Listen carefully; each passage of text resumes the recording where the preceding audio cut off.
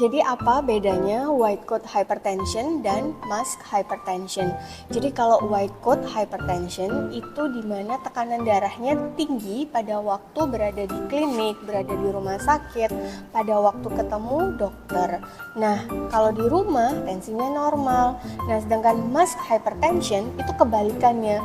Ketika di klinik, ketika di rumah sakit, ketika ketemu dokter tensinya baik, tapi ternyata pada waktu di rumah tensinya terlalu tinggi.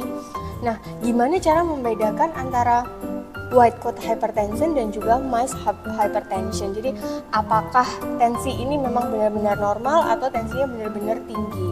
Ada satu pemeriksaan namanya ABPM atau Ambulatory Blood Pressure Monitoring. Jadi, diperiksa tekanan darahnya, dipasang alat, kemudian dicek mulai dari pagi sampai malam, bahkan pada waktu kondisi tidur.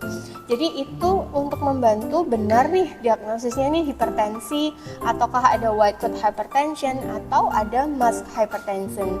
Nah, alat ini juga bisa berfungsi untuk memonitoring terapi. Apakah terapi kita itu perlu di-adjust, kemudian atau perlu diturunkan atau perlu dinaikkan. Nah, itu pentingnya penggunaan alat ini.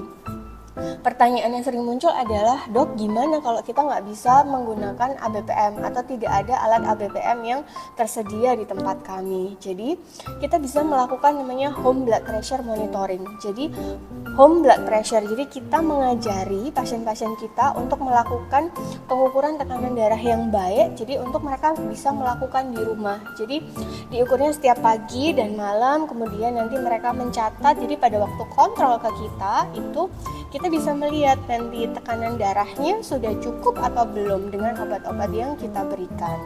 Jadi itu salah satu tips untuk membedakan apakah white coat hypertension atau mask hypertension.